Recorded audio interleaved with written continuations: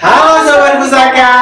Nah, hari ini kembali lagi bersama saya Surya Dharma dan saya Yanti Arina Berlubis. Iya, tidak terasa kita baru saja bertemu minggu lalu. Benar sekali. Dan hari ini kita bertemu kembali, ya kan?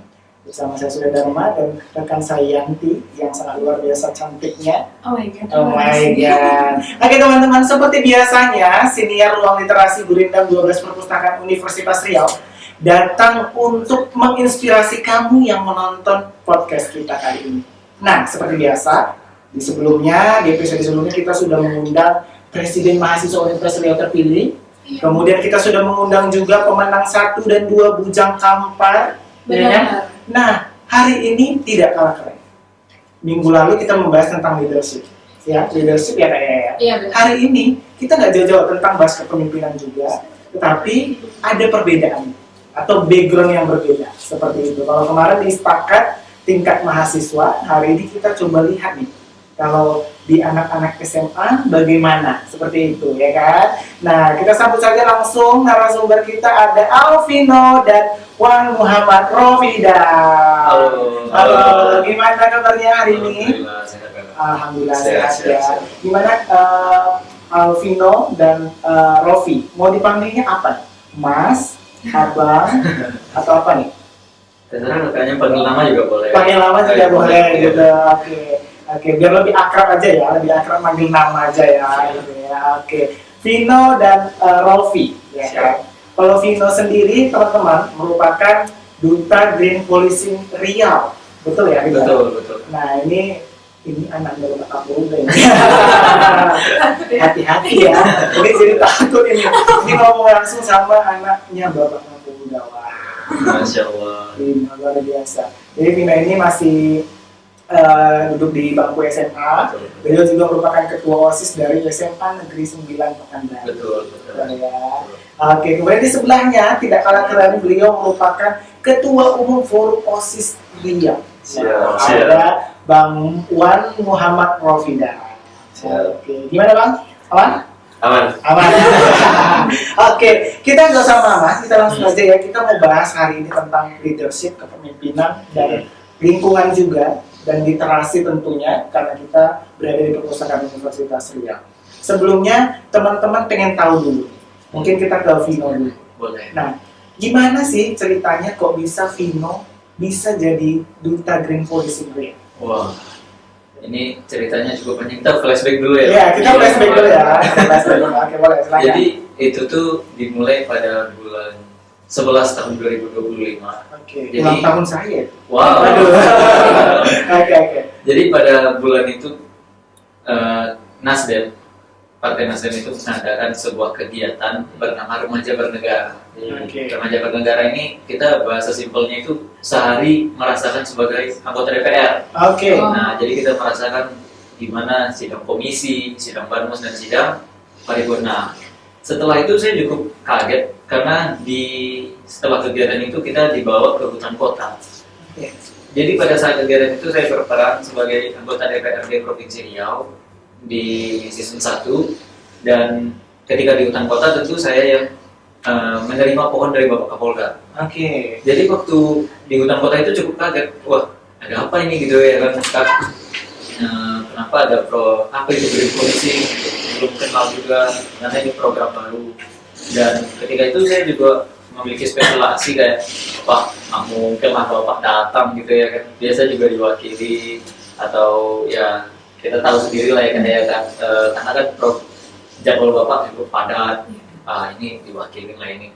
Saya kagetnya, yang datang 2 bintang jenderal itu kan. Beneran datang, dan beliau sendiri yang mempresentasikan apa itu Green Policing pada saat itu lah. Dan ketika menanam, beliau bertanya, kamu ini siapa katanya kan? Kok kamu yang terima pohon dari saya gitu ya kan? Saya nggak bilang waktu itu saya yang menjadi anggota DPRD pada simulasi Remaja Bernegara. Saya bilangnya ketua OSIS dari SMA 9. Kebetulan itu awal menjabat juga Kak. Dan beliau langsung seperti, wah saya butuh ini, soalnya kan program ini mau digaungkan lagi, mau dibesarkan lagi, butuh penggeraknya itu pelajar. Dan besoknya saya dipanggil ke ruangan Bapak. Di Polda Riau. Wow. Untuk lebih membentuk tim dari 110. Nah itulah awal kita membuat gerakan Green Policing ini lebih besar lagi, ruang lingkupnya itu aja. Seperti itu. Oke. Gimana sih perasaannya pertama kali sewaktu masuk ruang Bapak Kapolda? Ini ya sangat luar biasa ya. Karena jujur saya masuk ruang Bapak Dekan saja itu udah gemeteran ya. Ini apalagi Bapak Kapolda nomor 1 di provinsi. Betul. Gimana perasaan? Waktu malam itu di DM sama Bapak. Bapak langsung Sama mendm. Bapak. Wah. Ini Bapak Udah dekat. udah dekat. Ya. Ini namanya udah gini ya. Sama Pak Kapolda. Pada saat di DM itu beliau menyuruh menghubungi suatu nomor. Oke. Saya hubungi nomor itu, izin arahan gitu ya kan, ada apa? Saya pikir itu nomor admin atau nomor ajudan, kira nomor beliau. Oh, langsung nomornya. Nomor beliau untuk mengajak diskusi. Waktu pertama kali melangkah di ruangan itu, wah naik ya bulu-bulu kita ya. Kita grogi juga. Iya. Wah pertama kali saya ke ruangan seorang jenderal seperti ini. Betul. Dan diajak diskusi bareng. Itu hal yang merupakan keberuntungan, kehormatan kita diajak diskusi sama seorang jenderal ya kan ya. Iya. Itu menjadi keberuntungan bagi diri saya. Kalau rasanya ya grogi ya kak ya, grogi. Luar biasa. Nah, baru-baru ini Alvino ini juga banyak dibincangkan kayaknya. Banyak dibincangkan karena videonya yang beredar ya, bukan video yang tidak baik. Karena videonya yang sangat luar biasa, terutama dalam public speaking dalam satu acara yang diadakan oleh Kapolda Riau. Betul. Yaitu di mana kemarin ya? Di Desa Bokor. Desa Bokor, Kepulauan Meranti. Betul. Nah di situ videonya ini ya teman-teman. Oke, ini. Nah, itu ditayangkan. Oke. Nah jadi dia menyampaikan suatu pidato ya, pidato tentang penjelasan tentang green policing itu tersebut gitu ya. Oke, ini satu hal yang sedikit menjadi pembelajaran juga tentunya karena banyak mahasiswa saat ini, Alvino, yang belum bisa public speaking sebagus ini. Betul banget. Ya. Karena public speaking wah sangat luar biasa. Nah, itu gimana nih? Kok bisa ya Vino saat ini yang masih duduk di bangku sekolah SMA bisa punya public speaking yang sangat luar biasa? Gimana tuh ceritanya? Bingung ya kak ya. Nggak ada les, nggak ada belajar tentang public speaking juga, itu nggak ada. Oke. Jadi salah satu informasi saya ini merupakan anak tunggal kan. Mana tuh? Saya anak tunggal. Jadi saya sering di kamar itu menuangkan inovasi ataupun gimana cara mengembangkan diri saya. Oke. Saya sering berbicara di depan cermin. Itu salah satu caranya sih kak, yang paling simpel ya kak ya. Oke. Berbicara di depan cermin, terus membayangkan seolah-olah kita di depan orang ramai seperti itu. Oke, berarti otodidak. Otodidak. Ya, sampai akhirnya memang hal yang sangat luar biasa dan cocok untuk Vino diamanahkan menjadi seorang duta green policing dan ketua OSIS ya. Siap. Oke, luar biasa Vino. Mungkin kalau Bang Rofi, gimana nih bisa sampai di titik saat ini menjadi ketua umum dari forum OSIS Provinsi Riau? Siap. Karena menjadi ketua umum itu bukan hal yang mudah ya teman-teman ya. Iya. Karena kita harus memimpin banyak orang. Betul. Apalagi ini OSIS di Provinsi Riau lagi. Benar. Nah, gimana ceritanya bisa sampai terpilih menjadi ketua umum? Nah, mungkin perjalanan singkatnya dulu ya Bang, dari masih di bangku SMA. Jadi dulu itu kalau ya ini Robert manggil Robert aja ya Bang. Robert ya. Atau saya aja. Mana nyamannya aja ya? Iya, Bang. Nah, jadi saya waktu masih SMA itu sudah sangat berminat untuk berorganisasi. Sebenarnya dari SMP, Bang dulu SMP di pesantren kebetulan. Saya SMP di pesantren dan memang kita itu dulu belum dapat kesempatan untuk berorganisasi lah waktu SMP. Nah, pada saat masuk SMA, waktu itu kita sudah melakukan banyak sekali inisiatif lah untuk masuk ke OSIS. Pada saat itu masih kelas 10. Dan rupanya waktu itu ketolak masuk OSIS Di SMP? di SMA. Oh, di SMA. Iya, untuk ketua forum OSIS Riau rupanya sempat ketolak masuk OSIS rupanya. Oke. Iya. Dia yang sangka ya teman-teman Iya. bahwa ketua umumnya ini pernah ditolak. Iya, pernah ditolak. Oke.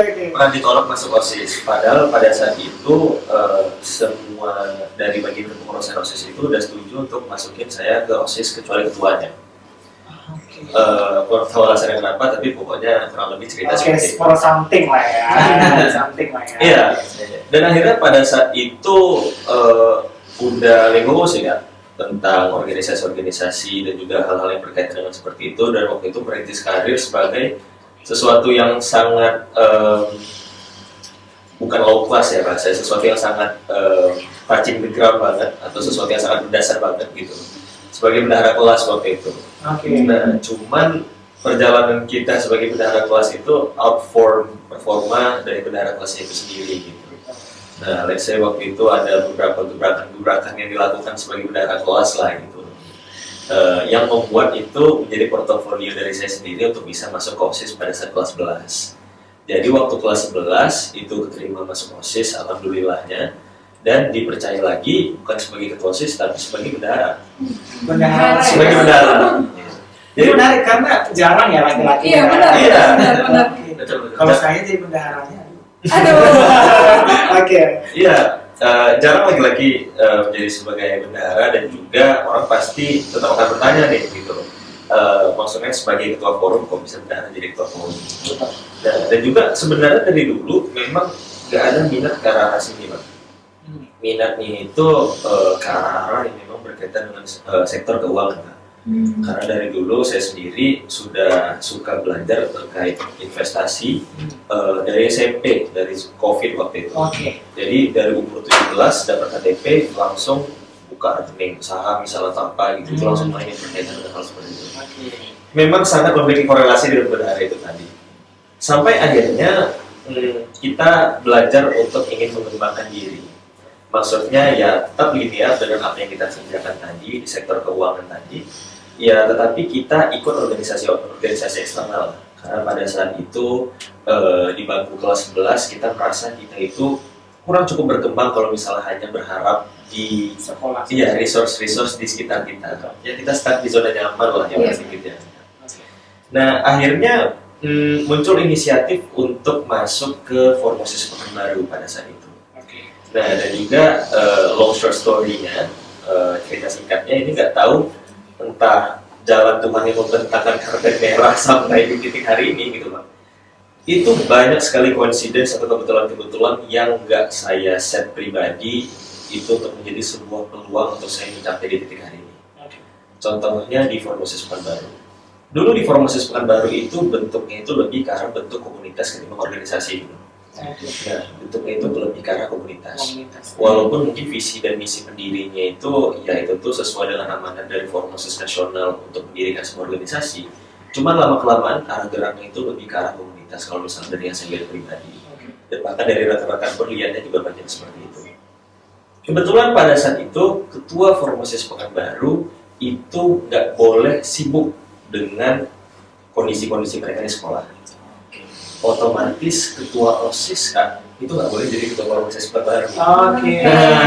Nggak boleh double jabatan. Nggak boleh double jabatan. Nah, oleh karena itu makanya waktu saya sendiri itu bisa jadi ketua forum OSIS Pekanbaru itu pada saat itu kayak gitu. Karena dampak keras dari teman-teman semuanya, dan waktu itu tidak memegang jabatan sebagai ketua OSIS. Nah, itu cerita singkatnya sampai ketua forum OSIS Pekanbaru. Nah, ini nggak apa-apa ya maksudnya cerita. Iya, teman-teman pastinya penasaran juga. Iya, ya, soalnya sedikit panjang dan memang dari saya sendiri jarang menceritakan hal ini. Tahu-tahu udah sampai Formosis Nasional aja gitu. Berarti teman-teman ini eksklusif. Ini eksklusif, sangat eksklusif. Karena Bang Rofi belum pernah cerita Ada di sini ya. Biasanya MLM dengan teman-teman yang lain aja gitu ya, maksudnya cerita di tongkrongan. Jadi ini eksklusif. Ya akhirnya dimediakan lah gitu. Dimediakan. Nah, setelah dari Formosis Pekanbaru, rasa untuk mencari tahu atau ingin menggali lebih dalam itu masih ada. Ya mungkin sama seperti Vino lah gitu. Maksudnya kan kita kan nggak mau kita itu hanya berhenti sampai sini aja. Stuck, iya. Maksudnya tentu kalau misalnya masih ada keluar, ya kita nggak grip lah atau rakus gitu. Tapi ini kan demi pengembangan diri juga dan juga pengembangan teman-teman di organisasi gitu.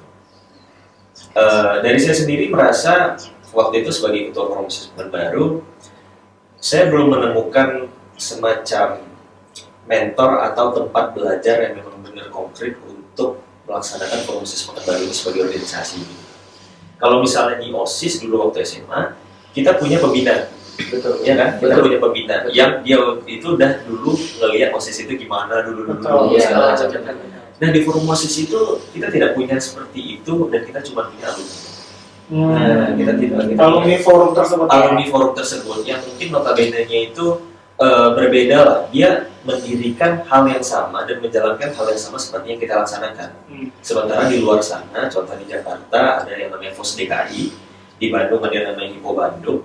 Dan secara track record itu mereka telah bekerja sama dengan pemerintah daerah mereka, gitu kan, untuk membuat program-program yang bersifat untuk siswa, gitu. Dan mereka itu sudah sangat dipercayai. Dan kita tentu ada rasa ingin tahu dan ingin belajar dengan mereka. Iya. Nah, kebetulan pada saat itu bergabung ke acara yang diselenggarakan oleh salah satu bagian dari Universitas Indonesia. Nama acaranya Indonesia Student Leadership Camp, memilih 100 ketua terbaik. Saya tahu aja. Karena saya dulu mendaftar teman-teman. Oke. Iya. Sip. Dan kebetulan waktu mendaftar, alhamdulillahnya lolos. Dan ketika lolos waktu itu menjadi salah satu satu-satunya perwakilan Pekanbaru dan salah satu perwakilan dari Provinsi Riau. Nah, pada saat di sana kita belajar banyak dan juga pengen ngetes juga kan kemampuan kita itu bisa sampai sejauh mana gitu. Siap. Nah, jadi waktu itu sebenarnya iseng-iseng hadiah juga sebenarnya. Nah, abang waktu itu menggebu-gebu, kita menggebu-gebu kan. Kita yang di provinsi ini bukan kita bilang kita di provinsi yang ketinggalan, Ya. tapi maksudnya terasa. Waktu itu saya dari Riau itu jauh, waktu di Jakarta itu H-2 acara sakit semangat. Dan yang datang H-2 itu teman-teman yang jauh sekali dari timur, gitu, dari Sulawesi. Dan mereka itu memiliki rasa yang sama seperti apa yang saya rasakan. Melihat skyscraper Jakarta dan lain-lain gitu kan, melihat dengan kemampuan mereka berorganisasi itu sangat luar biasa. Ya walaupun sebelumnya baru pernah ke Jakarta, cuman kan ini kan sendiri gitu. Betul. Ini kan sendiri. Biasanya kita Vibes-nya beda, dan ini ada panggilan loh gitu ya. Ada agenda gitu, bukan liburan ini. Nah ya, jadi waktu itu rasanya sangat mengguncang jiwa dan raga gitu. Iya. Pergi sama teman-teman dari yang jauh-jauh juga dari Lampung ke Papua dan juga Sulawesi, dan waktu itu sempatlah eksplor Jakarta. Nah, pada saat itu di Forum OSIS Nasional di SLC itu kita melihat serangkaian apa itu namanya acara juga yang balik ke poin tadi iseng-iseng berhadiah. Saya melihat kemampuan mereka yang musuh di Pulau Jawa ini itu sangat luar biasa. Maksudnya kita di Provinsi Riau ini, ya kita tahu kita itu kapabilitasnya itu udah sampai mana. Mereka itu outperforming us, dan itu jauh di atas kita. Yeah. Dan apakah kita minder akan itu? Apakah kita rendah akan itu? Tidak. Kalau misalnya kita memiliki semangat berorganisasi, justru kita melihat itu sebagai peluang. Nah, dan peluang itu waktu itu yang abang suarakan, waktu abang nyalonkan diri sebagai ketua dari Forum OSIS Nasional. Bahwa kita ini bisa lebih dari hanya ini. Dengan kemampuan-kemampuan kalian ini, kita itu bisa lebih dari ini. Ya. Nah, ini kita nggak sebut merek, nggak ada sponsor. Iya. Tapi OSIS-OSIS di Jawa itu, mereka itu buat acara itu rata-rata udah kayak konser. Iya. Sponsornya itu bukan kafe-kafe low atau mitir gitu. Nah, lagi nggak sebut merek gitu, kecuali kalau misalnya sponsor. Gitu. Nah, ya. Tapi itu udah outperforming banget untuk anak SMA gitu. Iya. Jadi makanya kita itu karena masih ada rasa optimis dan ambisinya, kita itu bilang ke teman-teman yang lain kalau misalnya kita itu bisa lebih dari ini. Ya. Sehingga saya ingin menakodai teman-teman semuanya untuk kita itu berlabuh ke arah sana, gitu. Tapi mungkin teman-teman itu melihat itu jauhan waktu itu. Dan akhirnya memilih rekan saya yang waktu itu bersekolah di Jakarta untuk menjadi ketua. Karena visi dan misinya itu lebih ke arah kita itu membereskan operasional kita itu, ya maksudnya kita itu settling dulu lah, beres-beres dapur lah ibaratnya gitu. Maksudnya Forum Nasional itu dengan PR yang masih banyak, kita mungkin lebih fokuskan ke internal, administrasi dan lain-lain ketimbang untuk memikirkan itu. Ya sangat tidak masalah, karena setelah itu, setelah gagal berangkat jadi ketua, ya saya langsung kepilih jadi wakil ketua 1. Kita bersinergi dengan ketua dan juga kita itu tetap ya bergeraklah pada isu-isu kepemudaan. Ya sebenarnya kalau misalnya mau diceritakan semua takutnya nggak ada jawaban. Karena seru juga. Iya, nggak ada jawaban untuk pertanyaan kita. Tapi nggak apa-apa. Ya, peaknya itu dulu di Forum Mahasiswa Nasional kita pernah melakukan semua riset terbuka melalui forum dan dikirim ke masing-masing forum daerah untuk mereka itu menyuarakan apa permasalahan mereka di tingkat-tingkat OSIS sekolah. Waktu itu kami rampungkan, kami buat dalam bentuk proposal dan kami suarakan proposal itu langsung ke Komisi 10 Bidang Pendidikan. Nah, itu peaknya dari Forum Mahasiswa Nasional. Dan waktu di Forum Mahasiswa Nasional dan ya kita sebagai pengurus juga ikut berkontribusi lah dalam hal itu. Nah, setelah selesai dari Forum Mahasiswa Nasional, kita balik lagi ke Riau dan juga itu tadi Vino. Kita kan udah belajar gitu. Ya Vino sama seperti Vino yang udah berjumpa dengan stakeholder yang sudah besar, tentu kita ingin mengimplementasikan ke bawah, gitu ya kan? Kita ingin mengimplementasikan ke bawah. Nah, sampai ke bawah kita ingin implementasi ya itu tadi kita menemukan beberapa permasalahan di Formosis ini di Pekanbaru waktu itu ya, belum ada Formosis Riau gitu. Di Formosis Pekanbaru bahwasanya urgensi kita bergerak sebagai organisasi pemuda atau organisasi pelajar itu kurang kuat. Tidak bisa disalahkan, tetapi itu kurang kuat karena tupoksinya waktu itu berbeda. Nah, mungkin kita menyampaikan seperti itu aja gitu. Karena rata-rata isi dari Formosis Pekanbaru itu adalah anak SMA dan juga di kanan kita di Pekanbaru itu kontradiksi dengan sistem itu sendiri. Pemerintah daerah kita, pemerintah kota itu menaungi SD sampai SMP. Ini pengetahuan umum dan tidak bersifat apa-apa ya gitu memang. SD sampai SMP. Sementara pemerintah provinsi kita baru menaungi SMA. Jadi oleh karena inisiatif itu dan juga sudah berkonsultasi dengan beberapa stakeholder, membuat kita ingin berinisiatif untuk membuat Formosis Riau itu sendiri. Nah, jadi ini perdana untuk membuat Formosis Riau. Walaupun banyak tantangannya sebenarnya. Kalau berorganisasi dari awal gitu, nggak maksudnya. Iya, membangun nggak maksudnya kita memiliki jaringan langsung ke Formosis Nasional, tidak. Nah, tetapi untuk kita tidak bisa menutup mata kalau misalnya ya saya sebagai pengurus Formosis Nasional tentu kita juga memiliki PR yang banyak. Ya. Nah, pada saat buat Formosis Riau itu kita kebetulan, nah ini biar nggak lari dari isu dan tema tentang lingkungan hijau ya, tentang berkaitan dengan green policing. Kebetulan Formosis Riau itu secara track record sangat dekat dengan NGO atau LSM yang berkaitan dengan hijau-hijau lingkungan. Nah, sangat dekat sekali dan sering diundang gitu. Jadi itu yang membuat Formosis Riau itu mungkin dan juga saya pribadi sangat tertarik untuk mengikuti podcast ini tentunya. Ya. Oh ya, back to the topic tadi biar nggak terlalu lama. Iya, santai aja. Iya, back to the topic tadi. Ya, mungkin ini karena niat kita itu baik. Kalau misalnya kita melakukan ini mostly karena kita itu pernah duduk di posisi pelajar, di posisi OSIS dan kita itu merasakan sulit-sulitnya itu di mana. Nah, jadi selalu ada karpet merahnya dan selalu ada jalan tol yang diberikan oleh Yang Maha Kuasa untuk menuju hal-hal seperti itu. Di saat saya kebingungan ingin menerapkan sistem Formosis ini seperti apa, tiba-tiba waktu itu saya diamanatkan oleh Dispora Kota untuk menjadi perwakilan Pekanbaru di acara APEXI, Asosiasi Pemerintahan Kota Seluruh Indonesia. Jadi rupanya wali kota itu juga punya forumnya, Vino. Nah, persis seperti Formosis yang mewadahi eksekutif-eksekutif, gitu. Jadi wali kota itu juga ada forum-forum mereka.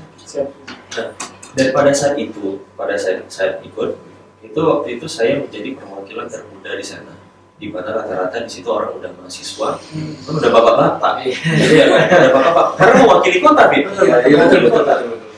Cuman waktu itu inisiatif apa yang dilakukan oleh pemerintah daerah, mereka bilang kita dari kemarin udah bawa-bawa orang-orang yang kepemudaan, udah bawa-bawa ini, saatnya kita bawa OSIS katanya. Nah, semenjak saat itu saya yakin dan percaya kalau misalnya pemerintah daerah kita ini sudah sangat terbuka dengan apa itu namanya kesempatan-kesempatan untuk belajar ini. Oke. Dan Vino mungkin sangat merasakan, Sudah merasakan, ya. sudah merasakan gitu ya. Oke. Ya, nah kayak gitu. Nah, singkat ceritanya dari Apexi itu tadi, kita belajar kalau misalnya wali kota itu juga punya forum mereka sendiri, forum eksekutifnya. Dan saat itu saya bawa ilmu itu lagi dan saya terapkan itu di Formosus Riau. Dan waktu itu tagline dari Formosus Riau itu bahwasanya kita itu adalah Nakhoda OSIS Indonesia. Oke. Karena Udah, ya. Nakhoda OSIS Indonesia. Pemimpin. Karena di Indonesia itu belum ada sistemnya itu yang sama seperti Formosus Riau. Karena most Formosus di Indonesia itu sifatnya itu lebih ke arah komunitas gitu. Masih banyak Formosus di daerah lain yang Vino jumpai, misalnya gini, dia ketua OSIS nih, tapi di Formosus dia jadi staff PDD misalnya, dia decide. Nah, menurut saya pribadi dengan moral dan sesuatu yang dengan moral yang sudah saya tempuh dengan perjalanan Formosus dan lain-lain itu justru sedikit kontradiksi gitu. Nah, jadi sistem dari Formosus Riau ini sendiri dirancang sedemikian rupa mirip dengan forum eksekutif itu tadi gitu. Jadi kita adaptasikan, kita ATM lah, nanti tidak modifikasi gitu, dan juga sampai dengan titik Formosus Riau yang seperti ini. Kurang lebih jadi Luar biasa. Ini perjalanan yang cukup panjang. wah banyak Tapi menakjubkan. Ya. Jadi teman-teman jangan salah sangka kalau bahwa forum OSIS Riau itu terbentuk seperti itu ya. Tapi ini ada cerita di balik itu yang sangat luar biasa. Ada perjuangan dari saudara kita, ya kan? Dari Rofi, gitu ya, sampai akhirnya terbentuklah forum OSIS Provinsi Riau. Aku sampai, ya ampun, Speechless ya. bener banget, Speechless ya. panjang banget. Dan ini yang membuat kami tidak ragu, dan pasti juga teman-teman tidak ragu kenapa Rofi dipilih menjadi pemimpin. Dari cara bicaranya. Iya, benar-benar. Terpukau ya, Surya. Terpukau sekali, jujur saya terpukau. Oke, mungkin ini lebih ke Alvino ya. Untuk aku sendiri ya, Green Policy ini masih baru gitu loh aku dengar. Karena dulu di sekolahku ya, di SMA tuh, belum ada ya? iya benar. Boleh nggak dijelasin sedikit gitu? Apa sih peran utama dari seorang duta Green Policy gitu? Ini lebih ke arah edukasi kah atau pengawasan terhadap lingkungan yang ada di Riau? Boleh. Jadi yang saya tangkap ya Kak, sebagai seorang duta Green Policing Polda Riau nih,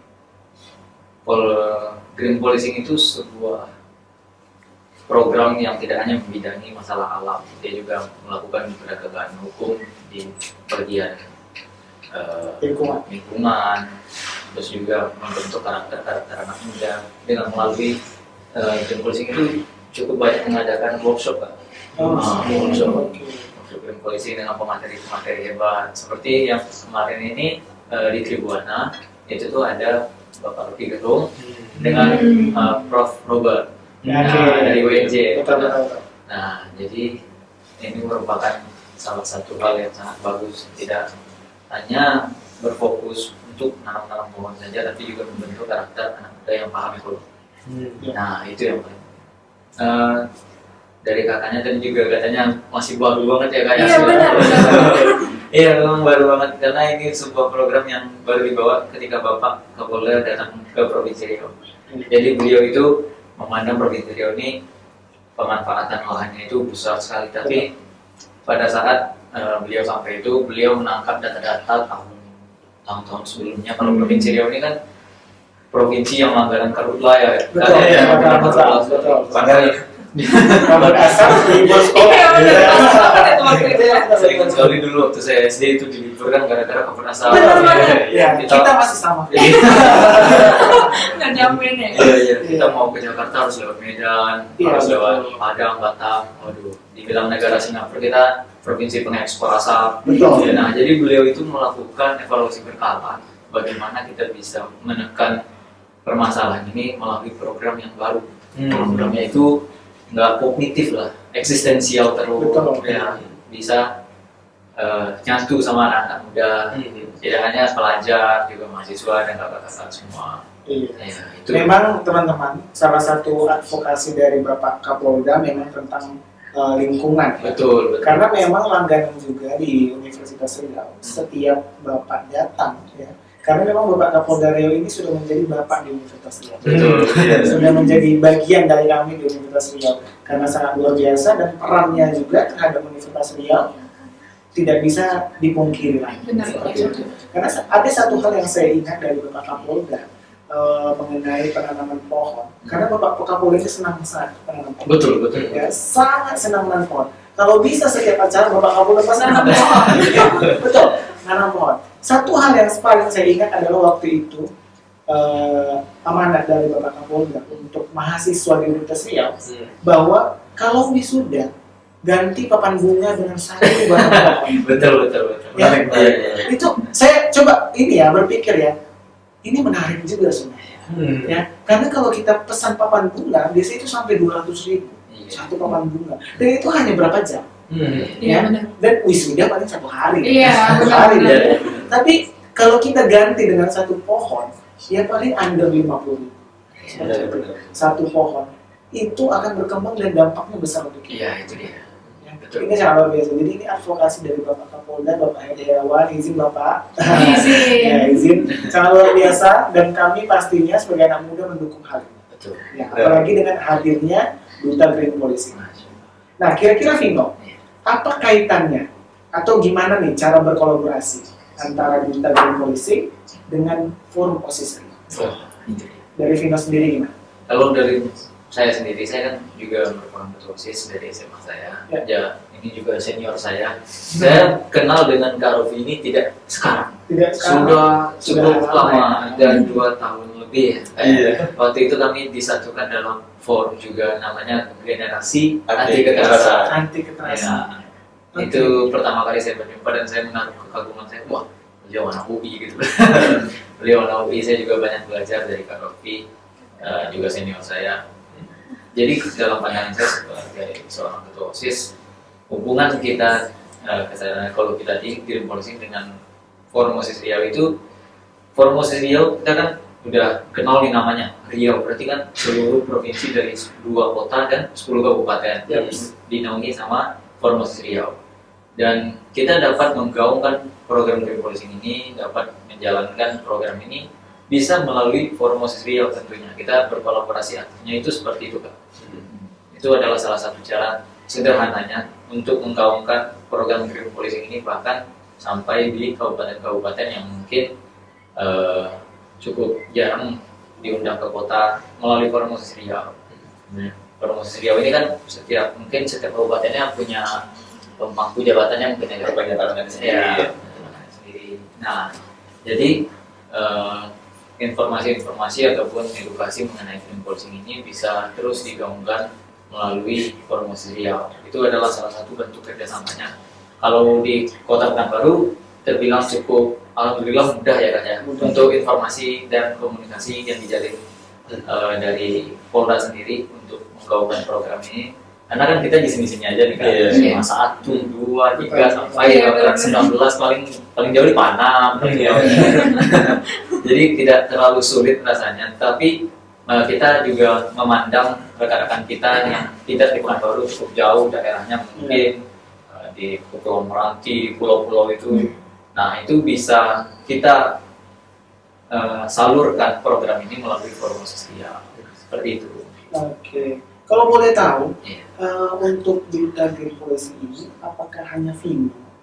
Atau ada teman-teman atau tim yang lain? Wah. Dan bagaimana cara pemilihannya dilakukan oleh Kapolda? Oke.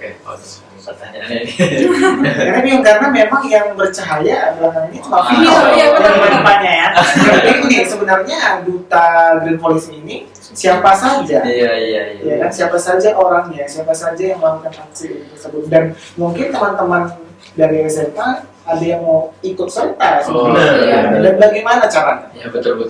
Jadi pertama kali Green Policing ini bergema di Provinsi Riau ini, dutanya itu yang saya kenal namanya Kendrick Zam. Dia adalah salah satu duta pertama Green Policing Polda Riau. Bapak memilih dia sebagai seorang duta karena ini Bang, Instagram ataupun media sosial itu bagus, Ramai. ramai sekali Ramai. media sosial Ken itu. Jadi pada saat pertama kali kita butuh yang namanya itu pemasaran. Jadi Publikasi ya. betul. Jadi dipilihlah Ken sebagai seorang duta untuk terus menggaungkan publikasi, Menyuarakan ya. ngepost terus yang video kan, bikin konten. Dan ketika itu tadi bulan 10 yang bulan 11 ya, yang remaja bernegara tadi. Iya. Ya, remaja bernegara tadi. Nah, bulan 11 itu, bulan 10-11 itulah Bapak mulai ketemu kami mungkin ya. Mungkin juga nggak pernah mengundang, bukan nggak pernah ya. Kita mungkin jarang dapat bagian untuk diundang pelajar ke Polda atau apa, jumpanya di sana. Iya. Tetapi itu tadi yang dibilang sama Kak Rofi, Tuhan itu punya jalan Jalan. sendiri untuk Iya, menemukannya. Iya. Ya. Saya yakin sekali pertemuan itu udah dirancang Tuhan bahkan sebelum saya lahir. Ya. Iya, betul. saya yakin sekali itu karena melahirkan nilai-nilai kebaikan sampai sekarang dampaknya itu. Jadi pada saat berjumpa itu saya menginisiasi sebuah tim. Kalau Kak Rofi tadi forum, saya menginisiasi sebuah tim kerjasamanya sama Dirbinmas, Bina Masyarakat. Oke. Nah, karena itu yang dibidik juga. Jadi nama timnya itu tim 110. 110. Maknanya apa nih? Itu dia, ada maknanya. Selain yang menggerakkannya itu dari SMA 1 sampai SMA 10, ini supirnya. Oh, seperti Ya. itu. Berarti Ada supir ya. 110 ini adalah makna dari SMA 1 sampai SMA 10. Tetapi ada lagi. Oke, apa ya? Ada lagi. Kan Kepala Kepolisian Negara Republik Indonesia menginisiasi nomor darurat. Betul. Nomor darurat Betul. 110. Itu juga pandangan dari kami pelajar ketika kami nongkrong ya bareng-bareng, kita bikin tim itu 110.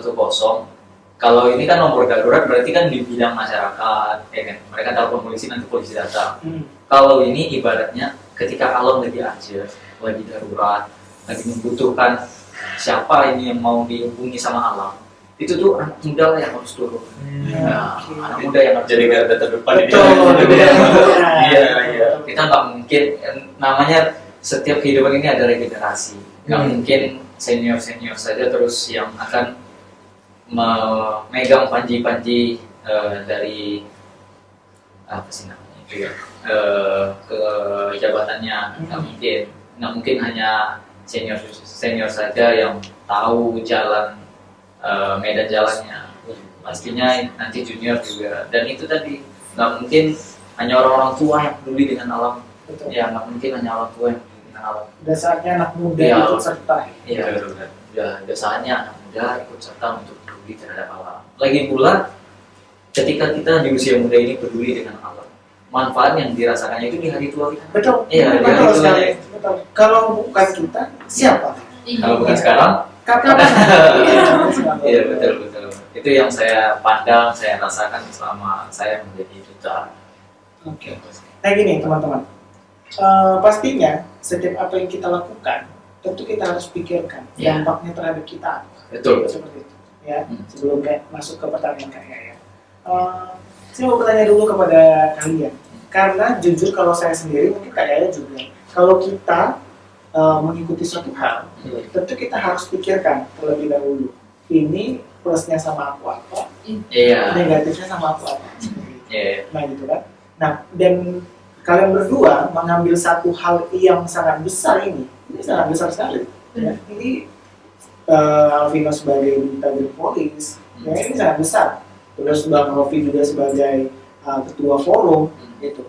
Gini, apa yang kalian pikirkan sampai akhirnya kalian mau untuk ambil hal ini? Mungkin dari Bang Rofi. Iya boleh. Waduh. Karena saya terpikir dari tadi sangat luar biasa sampai menginisiasi Mimpi banyak orang ya. betul. Iya. Apa sih yang kalian pikirkan dan sampai akhirnya? Karena banyak anak-anak muda sekarang, terutama mahasiswa ya, karena kita banyak nonton kita nanti mahasiswa, ini lebih baik tidur di rumah, gitu ya. Mahasiswa Betul, kupu-kupu. kupu-kupu, Kuliah pulang. pulang gitu. Apalagi nanti Alvino akan sebagai menjadi seorang mahasiswa gitu Iya, ya. betul. Kira-kira gimana Bang?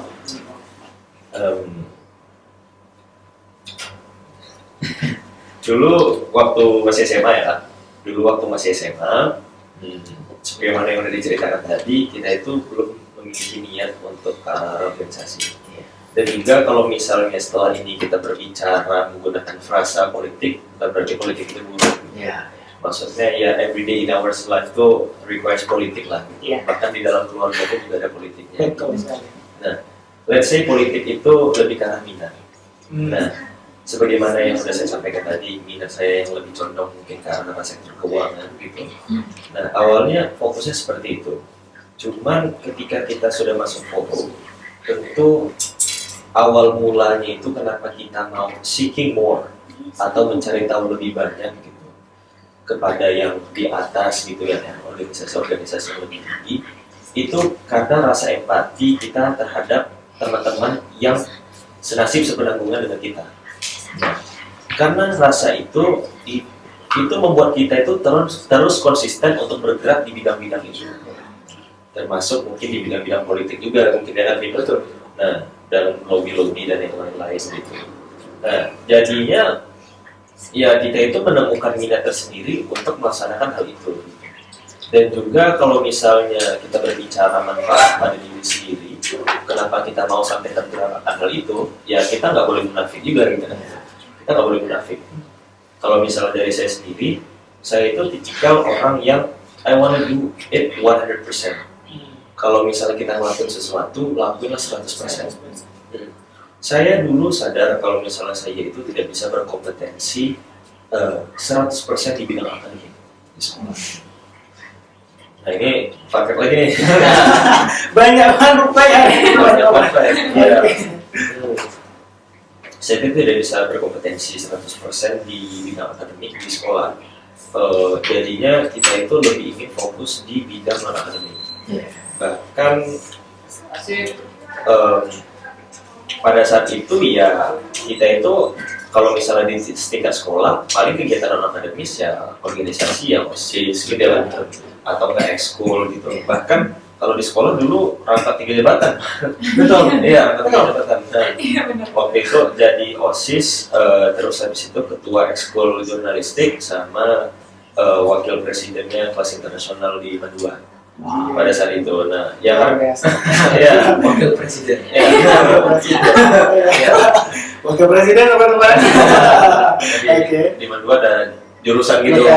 ada jurusannya, jadi wakil presiden. Nah, jadi kita itu ya nggak munafiknya karena itu tadi kita itu tetap timbal balik ke diri kita sendiri itu ya karena kita itu tentunya ingin meningkatkan value kita dari segi non akademis. Iya. Dan juga kalau menurut saya sendiri itu sangat sah-sah aja karena itu hubungan dua arah yang baik lah antara diri saya sendiri dan juga target pasar atau match-nya gitu yang saya bantu suarakan. Dan lagian juga hal-hal seperti itu terkadang bukan saya yang mau tapi ada terus jalannya gitu. Maksudnya kayak dalam membangun forum itu bisa sampai ke sini gitu, atau mungkin dipercayai dinas pemuda olahraga gitu untuk waktu itu pernah mengisi menjadi pemateri gitu atau mungkin menjadi perwakilan Pekanbaru. Itu kan bukan saya yang minta gitu. Nah tetapi diamanatkan dan itu tuh menjadi sebuah persona diri kita sendiri lah gitu yang membuat kita itu menjadi jalan terus gitu. Nah ya kalau misalnya ngomong minat dari awal ya tentu semua hal ini itu pasti memberikan dampak yang baik untuk diri kita sendiri gitu.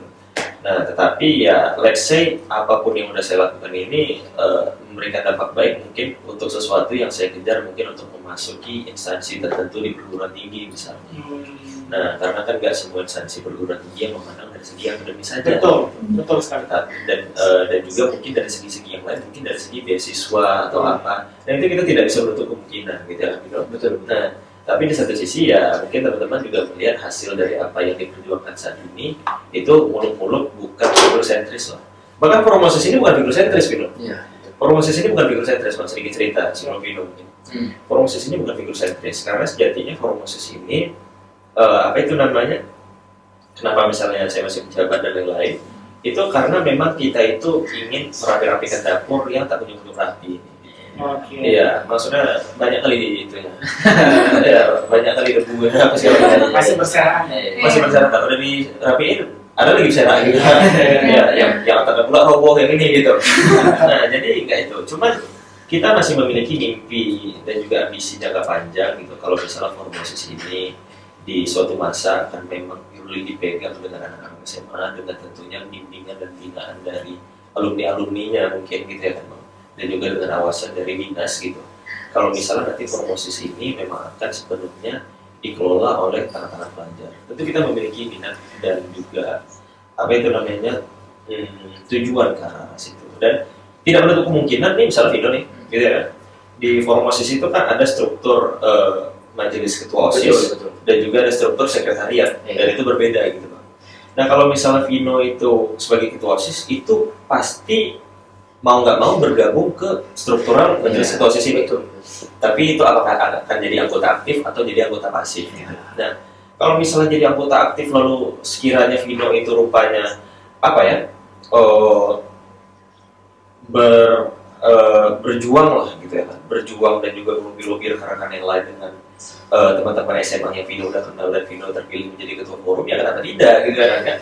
Nah, dan itu sangat mungkin terjadi sebenarnya karena saking inklusifnya forum ini sebenarnya gitu.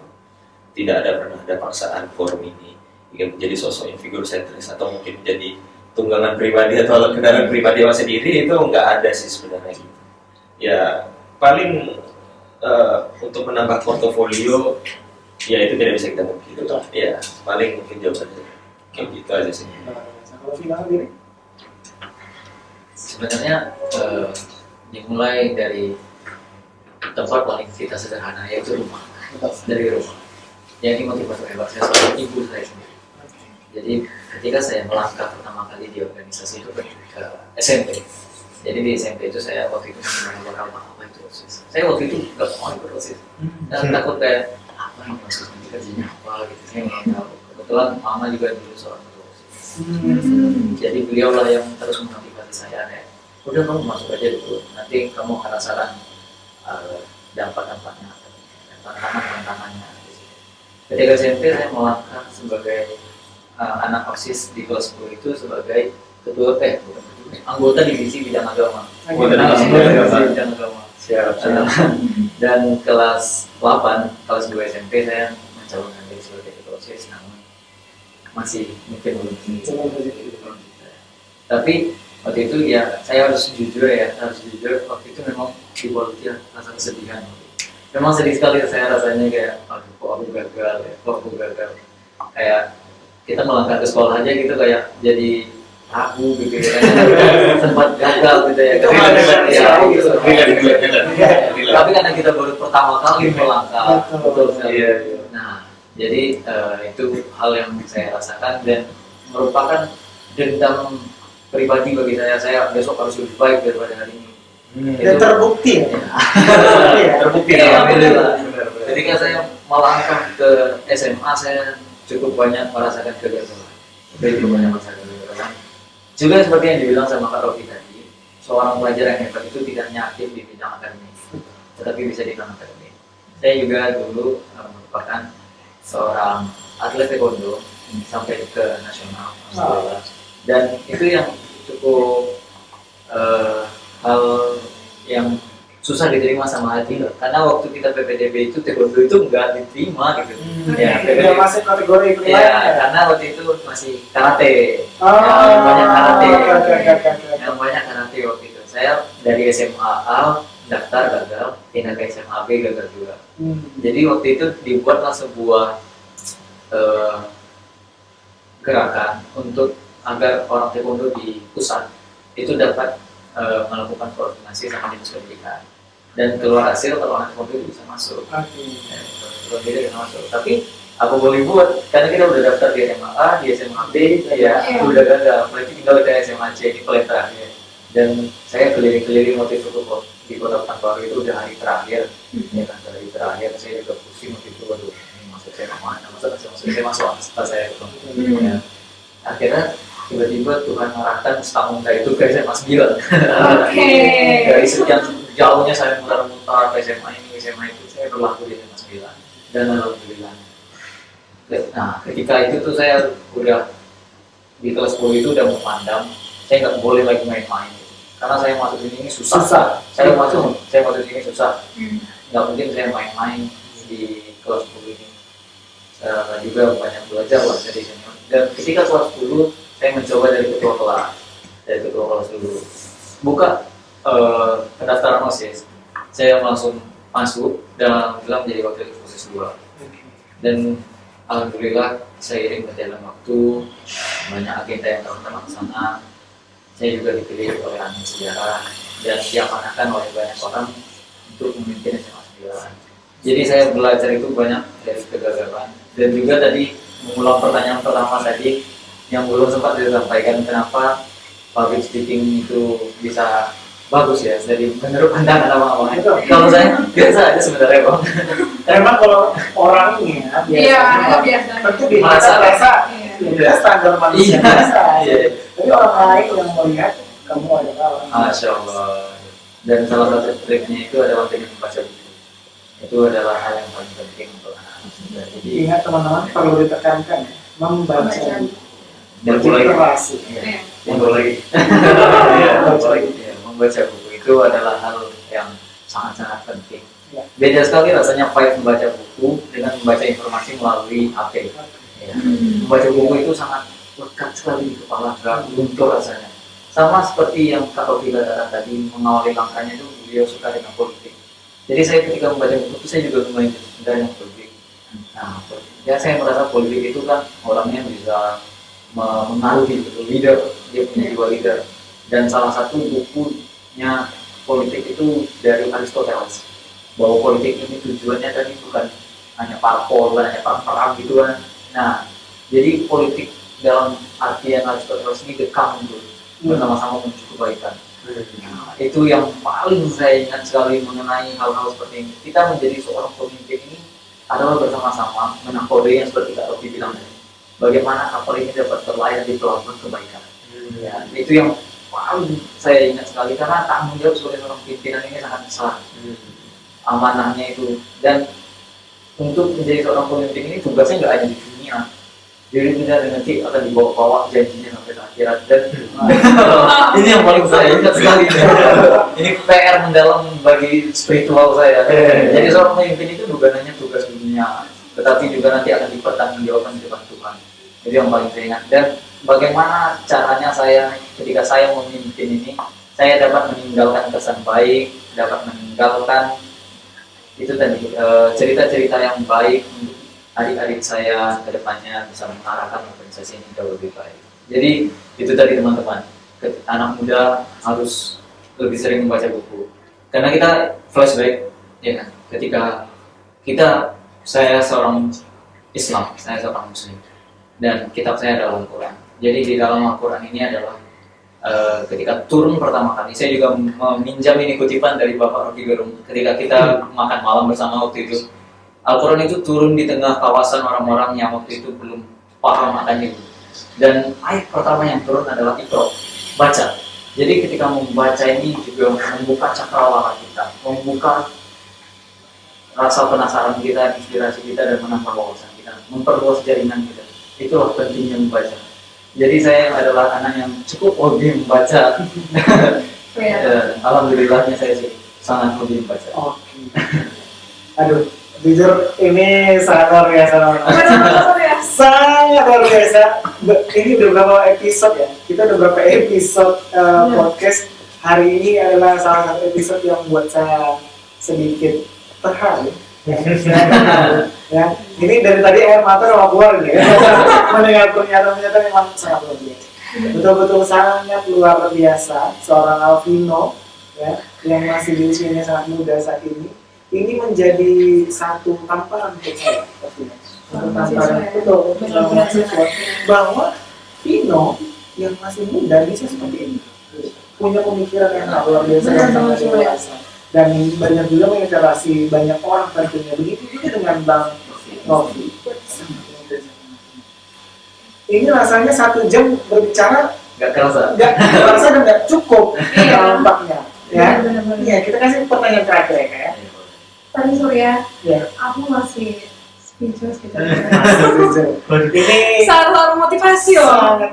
Jadi memang tidak salah mereka diamanahkan Benar banget. amanah yang sangat luar biasa dan besar tersebut teman-teman. Karena teman-teman bisa lihat sendiri bagaimana cara mereka menyampaikan, cara mereka bercerita, sudah bisa kita ambil benang merahnya bahwa mereka adalah anak-anak yang luar biasa. Benar.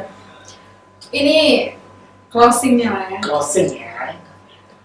Satu kalimat pesan gitu untuk teman-teman mahasiswa atau siswa yang di Riau yang ingin mulai bergerak gitu menjadi seorang ekoarsitek di lingkungannya sendiri. Apa sih kira-kira pesan yang bisa Bang Tofi dan Arvino sampaikan? Ini pesan singkat saja ya. Iya, boleh. Boleh mungkin dari Bang Novi dulu.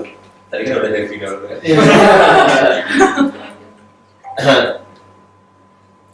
Aduh, apa ya? Soal berkaitan dengan ekoarsitek ini memang lini-lini Vino. Iya. Paling kalau misalnya, ya ini nggak apa mikir aku misalnya. Mungkin dari segi kepemimpinan juga, Iya, boleh. karena memang kalau backgroundnya Bang Novi lebih kepada kepemimpinan. Iya. Boleh sampaikan. Sebenarnya saya sendiri juga peduli terhadap sisi lingkungan ya, cuman biasanya pendekatan yang saya lakukan kalau misalnya itu entah itu sedang mengisi materi ataupun melakukan mungkin upgrading ke rekan-rekan OSIS dan segala macam itu lebih ke arah pendekatan emosional. Ya, jadi paling kalau misalnya satu pesan yang sebenarnya kurang berkaitan dengan ekoarsitek ini sebenarnya, tetapi ya daripada enggak. Iya. Sebenarnya ini pesannya itu cukup dalam dan sering Abang sampaikan ke teman-teman Abang Vino, dan juga kalau misalnya Abang lagi terpuruk, karena kita nggak tahu di hidup kita itu masih banyak yang bakal bisa kejadian. Tapi kalau misalnya satu pesan ini, ya bisa menyemangati kita lah. Gitu. Kalau misalnya kita jadi pesan itu, Tuhan yang apa itu namanya? Tuhan yang memberikan kita kesulitan di masa sekarang adalah Tuhan yang sama yang menolong kita di hari kemarin. Nah, itu. Benar. Kalau udah kepikiran itu udah rasa sakit itu udah langsung hilang gitu. Udah langsung hilang. Karena iya, ada itu kayak di cincinnya Nabi Sulaiman itu juga tuh, this shall be past gitu ya. Hal ini akan berlalu gitu. Iya. Nah, ya kadang kita terlalu berlarut-larut sedih akan hal apa gitu. Tapi ya biasanya ya orang yang memberikan, sosok yang memberikan kita apa itu namanya, kesedihan hari ini adalah sosok yang membahagiakan kita di hari kemarin. Jadi jangan sampai lupa lah gitu ya. Nggak berkaitan dengan ekoarsitek. Karena ini saya luar biasa. Iya. Ini rasanya saya ditusuk-tusuk dari tadi Iya. sama jawaban yang sangat luar biasa. Terima kasih Bang Novi. Iya, siap. Oke, kalau dari Arvino? Mau berkaitan dengan ini. Up to you. Karena ini ngalir juga nih sama yang Betul. dikatakan sama Bang Robi tadi. Yang menjadi seorang pemimpin itu bukan hanya soal memimpin pemerintah. Bagi saya pemimpin yang hebat itu bukan mereka yang berdiri di belakang dengan dorongan yang kuat ataupun berdiri di depan dengan suara yang keras. Pemimpin yang hebat itu hadir di tengah-tengah rakyatnya, di tengah-tengah pasukan yang memastikan tujuan mereka itu dapat sampai ke hal yang telah diresolusikan di pertama kali. Menjadi seorang pemimpin itu banyak sekali tantangan, teman-teman. Tidak hanya mudah, tidak hanya soal posisi, tidak hanya soal jabatan. Jadi jangan pernah kita menganggap dia ketua OSIS, wah enak sekali ketua OSIS. Banyak sekali ujian yang dihadapi oleh pemimpin-pemimpin itu banyak sekali. Ya, dan kalau ini senior saya juga udah merasakan apa yang saya rasakan sekarang. Saya juga mengutip perkataan dari Nelson Mandela, salah satu presiden Afrika Selatan tahun 2010-an. Leaders of today are the leaders of tomorrow. Pemuda hari ini adalah pemimpin di hari esok. Dan bagaimana kita bisa menjadi pemimpin di hari esok itu menjadi pemimpin yang baik dan yang terbaik. Itu hal yang wajib kita laksanakan. Saya juga tadi mengutip perkataan dari Kak Rofi bahwa kesedihan itu akan berlalu. Betul sekali. Kesedihan itu akan berlalu dan kita badai itu pasti berlalu, tapi bukan itu yang kita fokus utamanya. Fokus utamanya itu bukan badai berlalu, tapi menarik tengah hujan. Itu fokus utamanya, menarik tengah hujan. Bagaimana kita dapat menikmati proses demi prosesnya. Saya juga ingat sekali, kita jangan pernah hidup di bawah standarisasi orang. Jadilah yang terbaik. Nuh tidak bisa mengubah anaknya, Ibrahim tidak bisa mengubah bapaknya, Asia tidak bisa mengubah suaminya, dan Muhammad tidak bisa mengubah pamannya. Apalagi kita. Mereka manusia-manusia terpilih dari Tuhan. Apalagi kita hanya seorang manusia biasa. Ingin mengubah banyak orang. Tidak bisa. Kita tidak bisa mengubah banyak orang, tetapi cukup kita memberikan yang terbaik bagi bersama. Karena mungkin dari Universitas Riau pun juga sering mendengar kalimat khairun nas anfa'uhum linnas. Iya kan? Ya.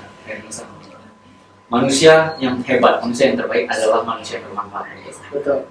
Itu adalah hal yang saya pegang sampai sekarang, yang saya genggam sampai sekarang. Menjadi seorang pemuda, menjadi seorang remaja, selalulah tinggalkan kesan-kesan baik. Jangan membuat suatu keputusan-keputusan blunder yang dapat mencederai kerangka-kerangka ini. Eko arsitek, kita merancang masa depan kita ke arah yang lebih baik, ke arah yang lebih positif. Seperti yang Kak Robi bilang tadi, labuhkan perahumu di pelabuhan yang selalu mengandung nilai-nilai kebaikan. Itu loh yang saya pegang. Boleh nggak sih kita tepuk tangan? Semuanya. Ini episode yang paling luar biasa. Luar biasa. Terima kasih Bang Rofi, Alvino sudah bersedia untuk menjadi narasumber kita pada hari ini, Bintang Tamu hari ini. Pastinya teman-teman yang menonton podcast kali ini, seminar kita kali ini, pasti akan terinspirasi. Amin. Ya, terinspirasi dari dua anak muda hebat, anak muda Riau yang sangat hebat, yang pastinya sudah berjasa untuk Riau, untuk anak muda pastinya. Ini teman-teman kita ambil benang merahnya bahwa mereka adalah orang yang dulunya gagal, tapi tidak pernah berhenti untuk selalu mencoba dan sampai pada titik mereka berhasil hari ini. Dan terbentuknya lah seorang Wan Muhammad Rofidan dan Alvina Gonzalez. Luar biasa.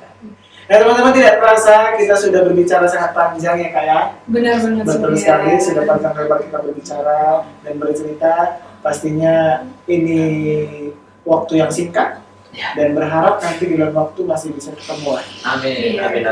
Jadi teman-teman semuanya jangan lupa untuk like, comment, dan share video kita ini. Jangan lupa subscribe juga, kirimkan ke teman-teman Anda supaya teman-teman Anda yang lain dapat menonton dan dapat terinspirasi oleh video-video kita. Kita jumpa lagi di episode selanjutnya. Sampai jumpa Sobat Pusaka.